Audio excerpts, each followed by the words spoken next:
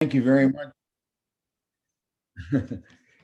Thank you very much, Audrey. And it's a pleasure to address the fellowships today. And I was able to meet with you in person a few years ago, which I enjoyed very much. I wish we could be meeting in person again. I prefer to have the personal contact and maintain eye contact with you folks. But I understand why we're doing it in the format that we are, and so I will just do my best. I enjoyed that video very much, and I think that should inspire us to always keep working and keep striving for improvement.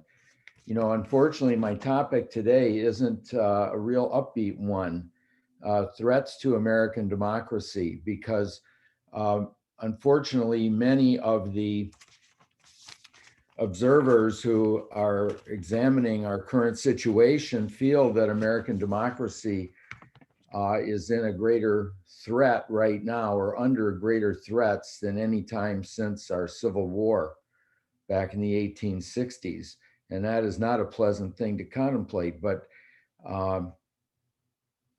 as a political scientist, I feel I have a duty to try to convey the truth about things. And unfortunately, there are signs that we are under exactly that level of threat today.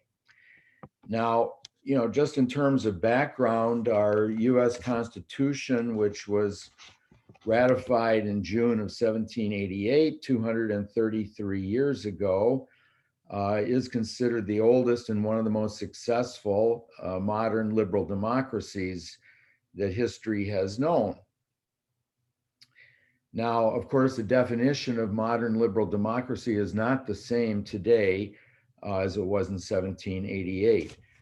Today, it requires majority rule through elections, free and fair elections based on universal adult suffrage, although also with respect for minority and individual rights. So there are things even the majority cannot do, and that is to infringe these basic individual rights that are guaranteed to everyone, whether they're in a majority or in a minority. Now, we're all familiar with the familiar quote from Benjamin Franklin, who was asked after the Constitutional Convention in Philadelphia, "What kind of government have you given us?" And he made the statement, "A republic if you can keep it." And that was showing some doubt about whether self-government as outlined in that Constitution could survive. And there's good reason for that, because if we look at history, we see that most attempts at democracy have failed. So in France, they are currently in their fifth republic, which shows you they had four previous republics, which for various reasons did not persist. And frankly, French democracy is one that is under threat today also from far out extremist movements. We can see Republican Spain fell apart as Spain fell into a vicious civil war in the 1930s, followed by a 40-year dictatorship under the strongman Franco. Weimar Germany was a republic which failed and ushered in the Third Reich and Hitler, and we could cite many other examples. Modern liberal democracies are under great pressure in places like Poland and Hungary today, even though they are members of the European Union. So these failures have come under greater scrutiny in recent years. Steve Levitsky and Daniel Ziblatt, fellow political scientists, have written a book, How Democracies Die. And they really analyze the ways that democracies can fail. Sometimes it happens very suddenly, as with a coup d'etat in Chile in 1973, or other times more gradually or even quasi-legally, as in Germany. The number one thing driving the erosion of democratic norms is the ever intensified pursuit of power when it becomes almost a goal unto itself. That is, when I am so concerned about accumulating and maximizing my power and control over the society, I am no longer restrained at all by the concern for the health of institutions or respect for the legitimate interests of those who may be opposed to my views. Instead, these power mad individuals and parties engage in things like demonization and dehumanization of the opposition rather than respect and tolerance. They attack the patriotism of any who dare to disagree with them, accusing them of trying to destroy the country and ultimately refusing to accept the result of free and fair elections that the opposition has won. Now, conversely, on the other side, a stable functioning democracy really cannot survive that single-minded pursuit of power at all costs. Rather, we need to have a spirit of cooperation, compromise, mutual toleration, and intentional restraint of my own pursuit of power, recognizing that the good of the society as a whole and maintaining its institutions are more important than me always getting my way. Unfortunately, when the competition for power becomes a death struggle, the death of democracy may be right around the corner. And unfortunately, again, many observers have concluded that these trends that I've just been mentioning, this totally unrestrained pursuit of power in order to get my way at all costs and at all times, has proceeded in America today to a greater extent than we have seen at any time since the Civil War. I mentioned Levitsky and Ziblatt, who were very concerned about the future of American democracy in 2018 when they published their book, but they have recently commented things have turned out even worse than they thought possible in 2018. To quote them, the prospect of an American president unleashing an insurrection in order to steal an election he lost decisively, and then still commanding the support of his party, which seeks to block even an investigation of this attempted coup d'etat, and simultaneously changes the rules of elections in order to improve their ability to steal subsequent elections. So it's unmistakable that the dozens, if not hundreds, of election law changes introduced in state legislatures have two basic purposes. One, to make it more difficult for supporters of their opponents to vote. And secondly, make it easier for these same legislators to control the electoral process. So take power out of the hands of bipartisan, independent officials, arrogate the power to decide questionable elections to the legislators themselves. And then this gives them the ability in the future to manufacture some alleged irregularities in an election and then disregard the results. One of the things which I already mentioned is a hallmark of the death of democracy in all these historic cases that we have seen.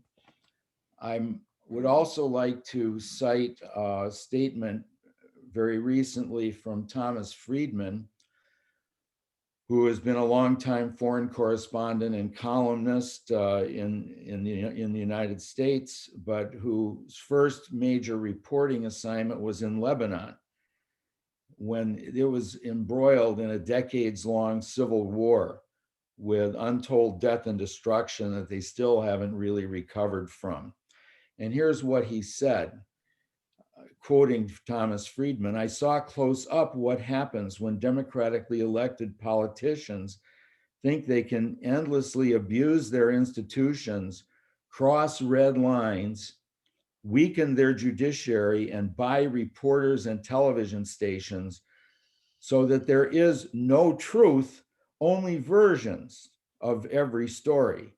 And they think they can do it endlessly, cheat just one more time, break one more rule, buy one more vote. And the system will hold until they can take it over and own it for their own purposes. Then one day, and you never see it coming, the whole system breaks down. Whatever frayed bonds of truth and trust that were holding it together completely unravel. And then it's gone. And there is no getting it back. End quote, Thomas Friedman.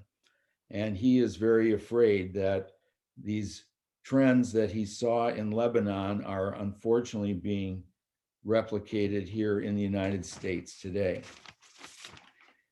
Now, what has led us to this state of affairs? Obviously, we don't have time to go into all of that.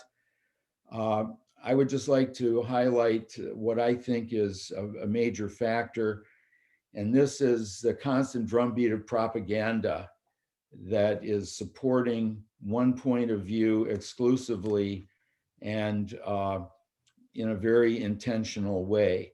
We could go all the way back to the 1970s when Lewis Powell later served on the Supreme Court, William Simon, a Treasury Secretary in the 70s, felt that the conservatives were losing the battle of ideas. This is after Nixon's resignation and Watergate. So they went to wealthy business people such as Adolf Coors of Coors Brewery and founded several think tanks that specifically propagate conservative ideas such as Heritage Foundation, American Enterprise Institute, Cato Institute, and so forth. Excuse me. These don't have identical points of view, but they are definitely pushing a certain ideology that is generally critical of government and glorifies the unfettered free market in every conceivable situation. Then in 1987, we had a repeal of the Fairness Doctrine, which required controversial issues, broadcasters to present differing sides of controversial issues. This was never held to be unconstitutional. It was actually upheld in U.S. versus Red Lion Broadcasting, but the FEC, the FCC actually abolished it on its own during the Reagan presidency. And so at this time, now broadcasters could feel free to broadcast just one side or any one-sided views that they cared to. And we've seen the rise of, frankly, conservative media ever since then.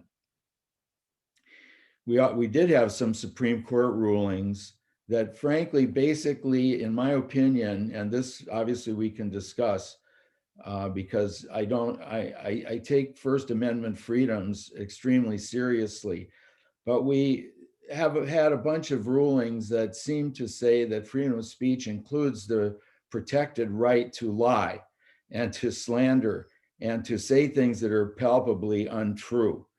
1964 New York Times versus Sullivan is one case there you may wish to look up. Makes it very hard to, if you are a public figure, to win cases of libel or slander. You have to prove not only that what was said was false, but that the speaker knew it was false and said it with malicious intent. That is not easy to do.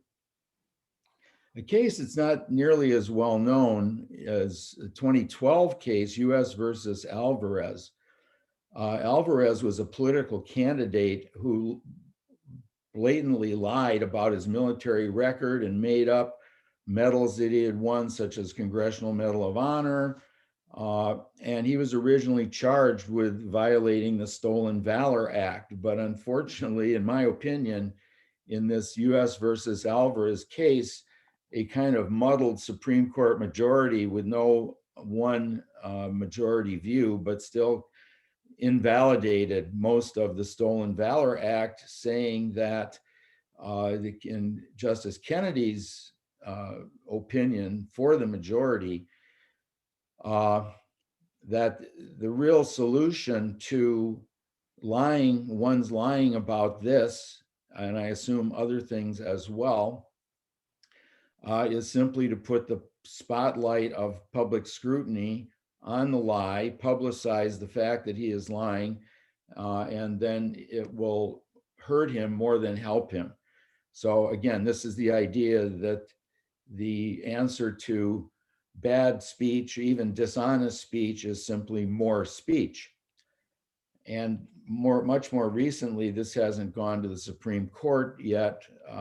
It is being appealed, but a US District Court judge dismissed a libel suit against Fox News personality Tucker Carlson by arguing that basically he's such a notorious liar that no one could really take what he said seriously.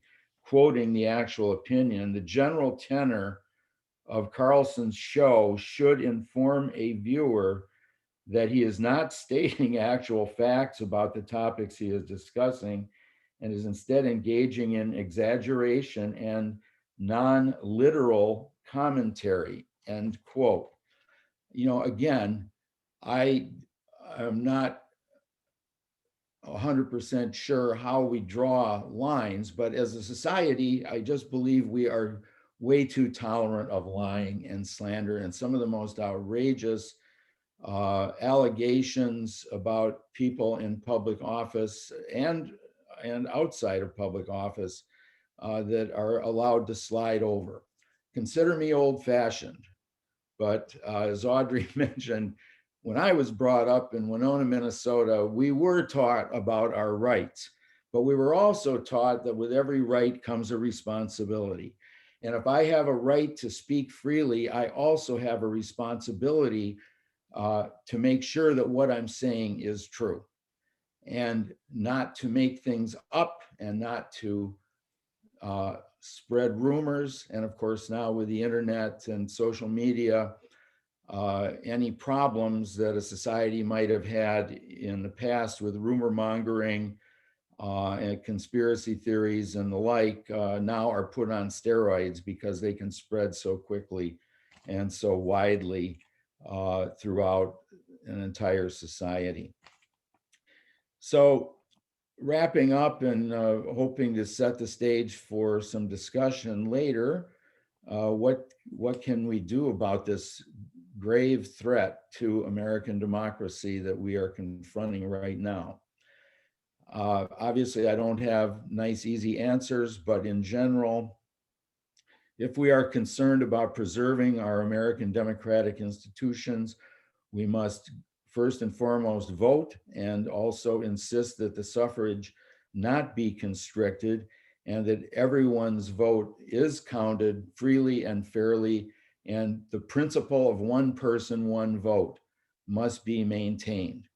The vote of any person, because of their race or their location or where they live, should not be diminished compared to the vote of others, other people that may be more like ourselves. But that is exactly what is happening in far too many places. Secondly, we need to call out all these falsehoods when and where we encounter them. And that is not a pleasant thing to have to do, but if a responsible citizenship is going to endure, it's going to take that kind of effort. And finally, insist that the rule of law and democratic norms be upheld and respected. And this is our fundamental lifeline of our institutions and of our representative democracy. We cannot allow that to be compromised, and we must again stand strong and make sure that our laws are enforced and our democratic norms are respected. with that, I will conclude my remarks and look forward to hearing what you folks all have to say in the discussion period. Thank you.